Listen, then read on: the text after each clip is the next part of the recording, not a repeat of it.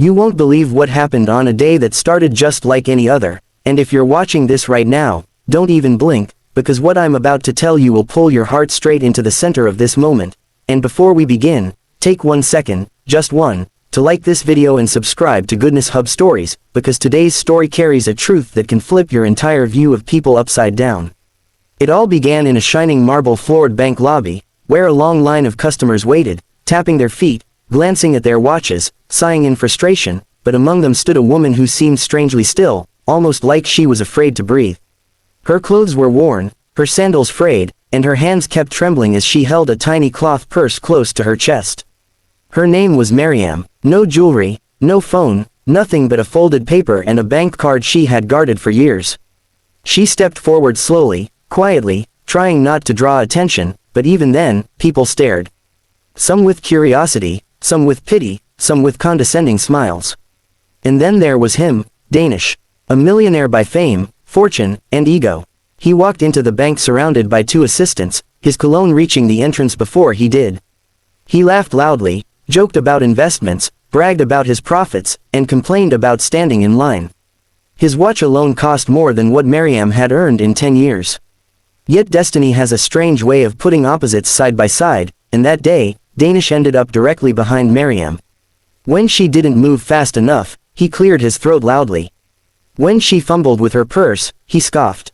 And when she finally reached the counter and whispered, "I just want to check my balance, please," he let out a smirk sharp enough to cut glass. "Some people check balances like they have millions," he muttered, just loud enough for people to hear. The teller glanced at him nervously but continued assisting her. Miriam's voice wavered, "Yes, I just need to know, what's left?" She wasn't slow because she was weak. She wasn't shaking because she was nervous around money. She was shaking because the last time she had checked her balance, it was less than the cost of a loaf of bread. And today, she needed to know if she could afford her daughter's school exam fee. Danish impatiently rolled his eyes, crossing his arms, staring at her like she was stealing his time. Why waste all this effort to check 2 rupees? He mocked, and his assistants laughed quietly behind him. Miriam didn't react. She'd heard worse. Poverty makes you grow thick skin, but what people didn't know was that poverty also grows silent strength. The teller typed her account number and pressed enter. The screen loaded, then froze, then refreshed. The teller blinked rapidly. Something was wrong. No, something unexpected. She checked again, typing the numbers slowly. Her eyes widened. She glanced at Miriam, then at the manager. "Ma'am, is this really your account?" Miriam swallowed. "Yes, my husband opened it for me years ago. He passed away. It's all I have left." The teller whispered something to the manager, who hurried over.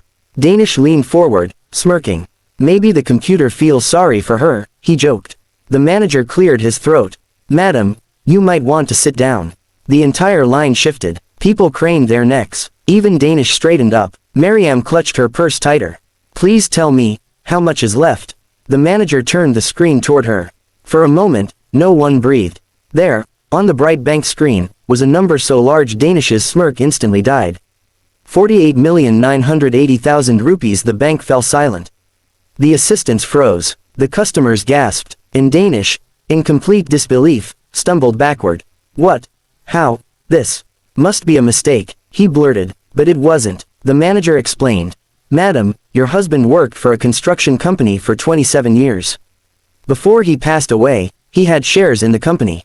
Those shares matured last month when the company was acquired by an international firm. All employees with long-term shares received settlement deposits. This is your rightful money." Miriam's hand flew to her mouth as tears spilled down her cheeks. Her knees wobbled, and the manager quickly helped her sit. "Your husband left this for you," he said softly. She cried silently, not from greed, not from excitement, but from the overwhelming weight of love. Her husband had died believing he left her nothing but memories. But he had left her a future. Danish, red-faced and speechless, tried to maintain his dignity. "Well, congratulations," he muttered, scratching his neck awkwardly. But Miriam, in the gentlest voice, turned to him and said, "Money doesn't measure a person. Kindness does." It was like a slap dipped in truth. People in line looked away in embarrassment for how they had judged her. Danish stood frozen. For the first time in years, someone had spoken to him without fear, only honesty. She signed the necessary papers, gathered her documents, and thanked the staff repeatedly. She turned, and that's when she saw Danish still staring. "Do you need something?" she asked politely. He looked down, ashamed. "I misjudged you." She smiled faintly. "People often do that to the poor. We appear small, until life reveals what we carry inside." He had no response. She walked out of the bank, stepping into the sunlight with a dignity no amount of wealth could buy. Outside, children begged for coins, and she knelt, handing 2 of them food she had packed from home. One of them said, "Auntie, you're very kind." She looked up at the sky. Kindness is the only balance that never runs out. Meanwhile, Danish remained inside the bank, staring at the screen, at the zeros, at the reflection of his own pride shrinking before his eyes. His assistants whispered, "Sir, should we go?" But he didn't move, because what hit him hardest wasn't the number. It was the realization that a woman with worn sandals was richer in character than he had ever been in spirit. Later that evening, Mariam visited her daughter's school. She paid the exam fees, the full semester, and even bought her daughter new books. When the principal asked if she wanted a receipt, she laughed softly. "Yes, I like seeing balances now." At home, she placed her husband's photo on the table. "You kept your promise," she whispered. And in a mansion across town, Danish sat alone, replaying her words in his mind. Money doesn't measure a person. Kindness does. That night, something in him shifted, not because of her wealth, but because of her grace. A grace he had never learned. A grace he suddenly wished he had. And if you're still watching this moment, take a second right now, right this very second, to like this video and subscribe to Goodness Hub Stories, because stories like these remind us that the richest hearts often walk the world unnoticed until fate reveals their worth.